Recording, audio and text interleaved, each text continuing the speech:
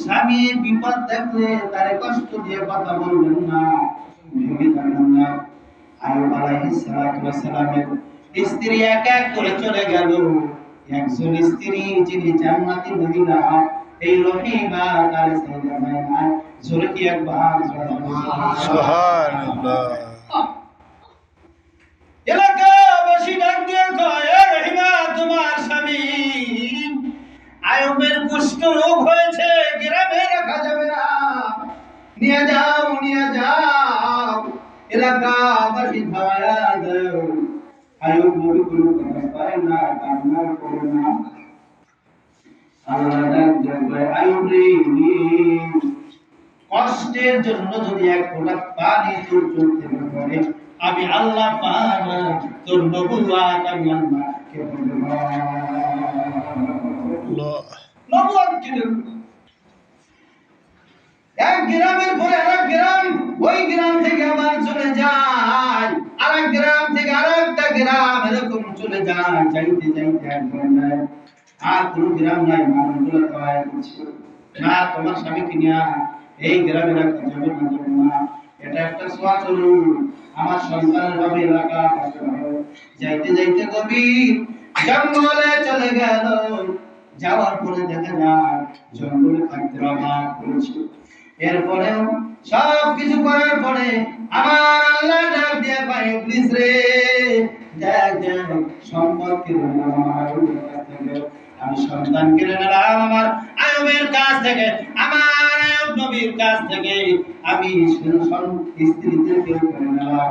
একটা স্ত্রী আছে, কয় তারপরেও তো আছে, দেখ দেখ, তারপরেও আমার আইয়ুব আমার বলে আলহামদুলিল্লাহ, সুবহানাল্লাহ। কি খাওয়াবেন?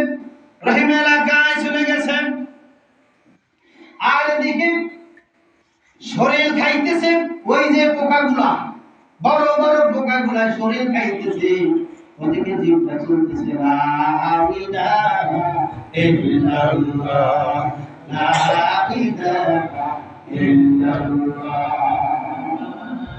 হঠাৎ করে শরীর থেকে একটা পোক গড়াইয়া তারপরে মাটিতে পড়ে গেছে। আহা, কিতাবের মধ্যে দেখে চোখের পানি ধরে রাখতে পারলাম না, একটা পোকা এরকম জমিনে পড়ে গেছে। আইয়ুব নবী হাত দিয়ে উঠাইয়া আবার শরীরের মধ্যে বসায় দিয়েছে। সুবহানাল্লাহ বলেন। কারণ হলো আইয়ুব নবীর কাছে প্রশ্ন করা হলো, আল্লাহ দেখে কি দেখে না? জোরে বলেন। দেখে। জিবরাইল আলাইহিস সালাতু ওয়াস সালাম শেষ মুহূর্তে এসে বলেন, আইয়ুব, তুমি এই যে পোকাটা পড়ে গেল, পোকাটা উঠে তোমার ব্যাপারটা কি? মানে আমি বুঝে ফেলেছি, আমার শরীরটাকে পোকার খাদ্য হিসেবে আল্লাহ কবুল করেছে। এই পোকাটা যদি আমার শরীর না খেয়ে যদি কষ্ট পায়, কিয়ামতের ময়দানে এই পোকাটা দাঁড়ায় বলবে, আল্লাহ গো, তোমার শরীরটাকে খাওয়ার জন্য আমার রিজিক দিয়েছিলাম, কিন্তু তোমার এই আইয়ুব নবী আমার উপর খুশি ছিল, আমি জমিনে পড়েছি, আমার জোরে কি একবার সুবহানাল্লাহ। আমার প্রিয় ভাই,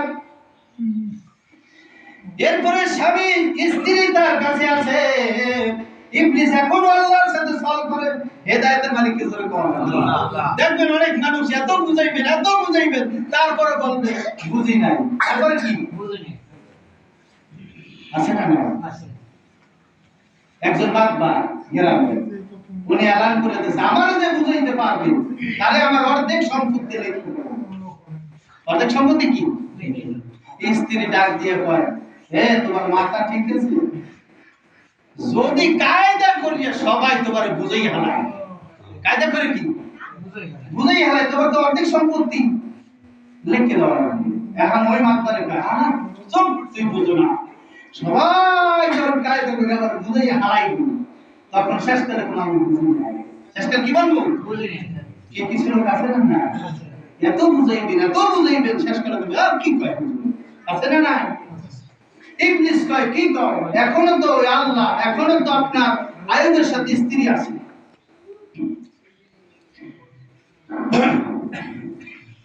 রহিমা চলে গেলেন, গ্রামে কাজ করতে চলে গেলেন। চলে অপবাদে রাসূলের অপরের যে কোনো কারণে তার মাথা কামানো হয়েছে। আইয়ুব নবীর কাছে আসছে, শয়তান যায় পায় তোমার স্ত্রী ওই গ্রামে যাইয়া আকাম কুকাম করছে, চুরি করছে, এজন্য মাথা কামাইতেছে, চুরি করা মাল তোমার এনে খাওয়া আর তুমি খাওয়া। তখন ওই নূহ আলাইহিস সালাম কইরা আইয়ুব আলাইহিস সালাম বলে তুমি চলে যাও, খারাপ কাজ করে তারপরে খাওয়া মানে খাই, এই খাওয়া আমি তুমি চলে যাও। স্ত্রী কাছে হ্যাঁ, তারপর যায় না, তারপর সে কি আবার কাজ করে আসে।